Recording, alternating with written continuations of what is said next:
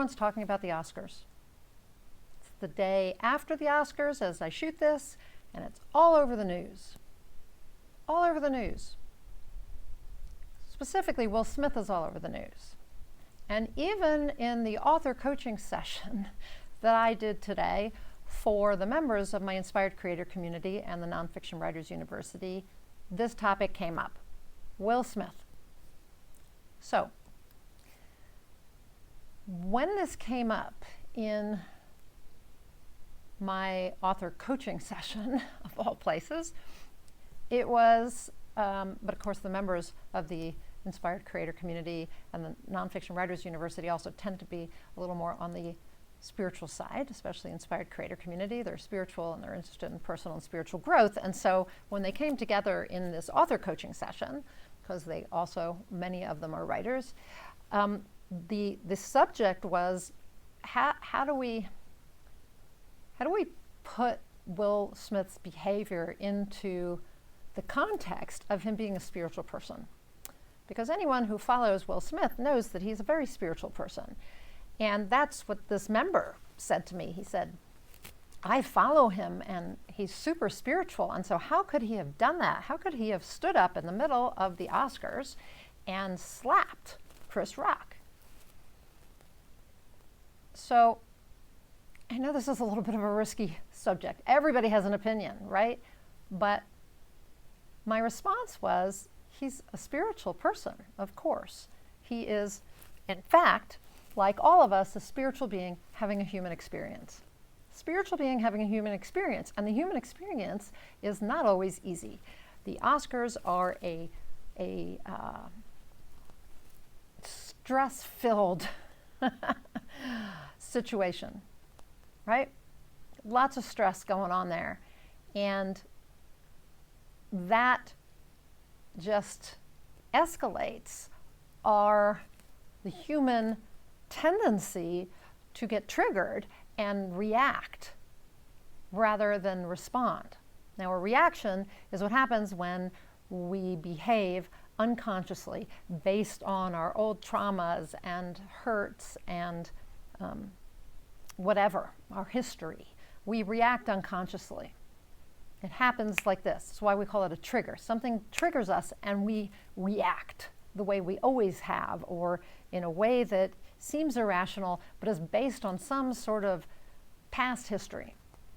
A response, on the other hand, is an intentional, conscious behavior. It's a choice we make about how to behave, what to say, what to do, right? But no matter how spiritual you are, with very few exceptions, most of us human beings get triggered. Why? That's for each one of us individually to understand, but not to use it as an excuse for our inappropriate behavior, right?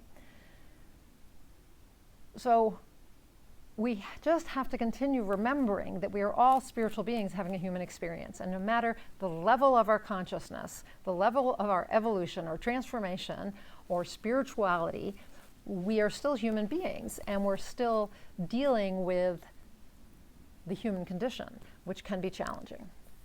And for most people, even those who are highly evolved, there are times when we get triggered. They get triggered and they behave in inappropriate ways. The key is to learn how to sense when that's happening and to raise your consciousness level, your awareness level, right? To know that's happening to you, and or that it's your tendency to get triggered by X, Y, or Z, and to learn to be aware enough that you can choose a response that is appropriate. That is consciousness, consciousness in action, right? And so we want to strive for that. And I think with very few exceptions, even the most spiritual people do tend to have moments when they're triggered or they fall back into an old habit and they do or say something that may not be that appropriate. Now, when this was brought up in this author coaching session for my Nonfiction Writers University and Inspired Creator Community members, I was asked that question, how do I put this into into context? And so that was part of my answer, was he's just a human being. We're all just human beings doing the best we can. But I also told a story about a very wise teacher and author. I am not going to mention his name. He's passed on, but he was, in terms of the books I read, they were some of the first really kind of heavy-duty metaphysical books that I read, and I really respected this person. And my husband and I went out not long after we were married to a 5-day retreat that was kind of a personal and spiritual growth retreat with fire walks and rappelling into canyons and all kinds of things, along with sitting in an auditorium learning. And as I said, I highly respected this person, and he had had a big influence on me and my growth as in the personal and spiritual growth realm, mostly in the spiritual realm. Anyway, so I saw him as very spiritual. And then as I watched him over the 5 days, there came a point when he had to get on stage and talk about a topic that was obviously difficult to him, because he showed up with a mixed drink in his hand. And before he was done talking about this topic, he had had 3 or 4 mixed drinks. And so he needed to drink alcohol in order to feel comfortable enough discussing this topic. And so I was a little disappointed, I have to say. And, I kind of stored that away in my head, talked about it a little bit with my husband, that I was surprised. And then later that week, there was also some kind of an event, like a party, just say, or a reception. And not only did he drink quite a lot there as well, this teacher, but he also, despite the fact that he had a wife and a young child, was hitting on all the women, all the young women, the young, beautiful women who were single. And I was, again, kind of shocked. I was like, well, he's such a spiritual person. Why would he be doing that? He's married, he has a kid, blah, blah, blah. Me judging him, I will say. I will admit, I was judging him. But it also kind of knocked him down in my estimation, like of him, the way I saw him, right? And so I came back home, and I went to my other spiritual teacher that I learned with all the time, and I told this story. And he pointed out to me that I had put this other teacher on a pedestal, and he had fallen off the pedestal. But I was the one who put him on it, making him seem more than human, right? Perfect somehow. And that really he was just a human being doing the best he could. And like the rest of us, he had his flaws. And that did not negate the value of his teachings. And then he said to me, so what will you do now with this 5-day experience you had and all the things you've learned from him, from his books and whatever, his programs? Are you going to just negate those? Just say it wasn't worth anything, it had no value, wasn't true because of these behaviors you witnessed that you judge as inappropriate or not part of the demeanor of somebody or characteristics of somebody who's spiritual. So are you going to negate all that?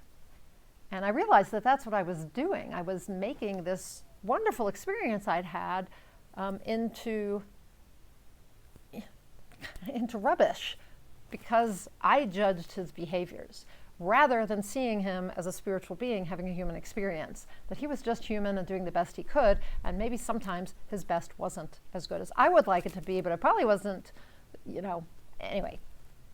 All right, so I told this story to this member of the Inspired Creator Community, and it was kind of funny because he had read all the same books that I had by this particular spiritual teacher, and he said, well, now I see him quite differently.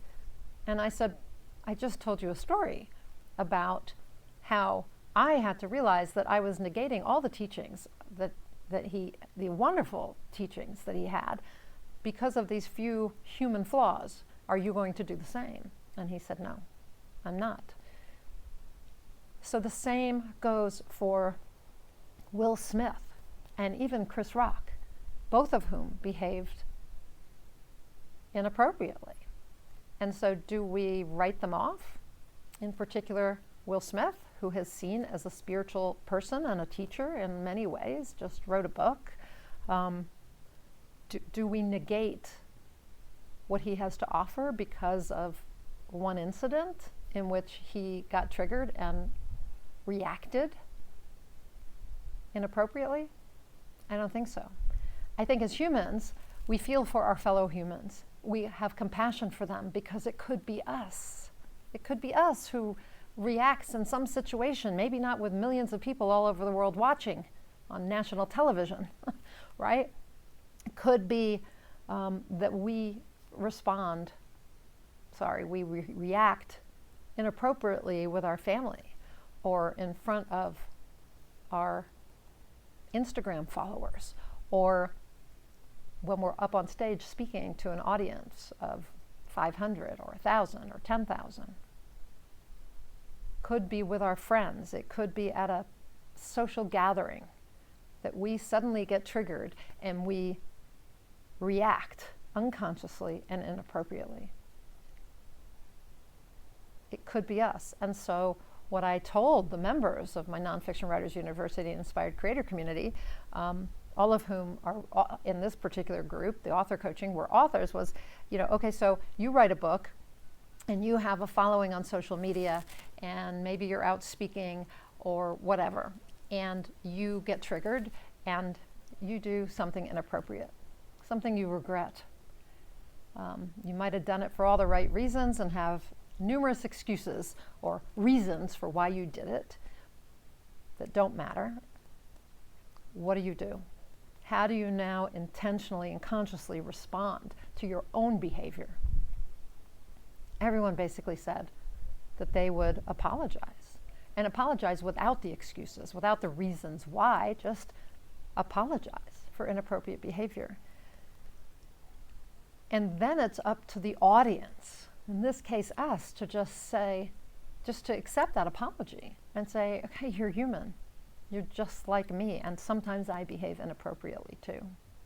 So it's a lesson in learning compassion and learning to see other people as human and not put them on a pedestal, because we're all human. We are all spiritual beings having a human experience, and sometimes we're challenged in such a way that we do not behave in the most spiritual of ways. And so forgive, have compassion. It could be you, right? It could be you the next time. Hopefully not, but so I know this topic has been supercharged with emotion and everybody has their own opinion, but that's what I take away from it. That's what I take away from it, is that we are all spiritual beings having a human experience, and even those of us who are the most spiritual occasionally get triggered, have an inappropriate reaction, and it is our job to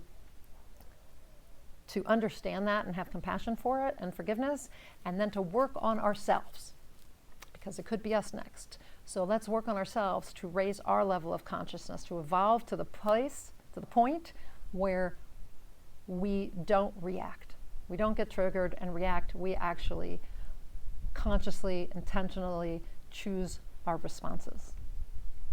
Okay? So that's it for today. I'm Nina Amir. I'm the Inspiration to Creation coach. I am an intuitive transformational catalyst who uses personal and spiritual growth combined to help you get from where you are to where you want to go, from who you are to who you want to be, without anything getting in the way, which is you.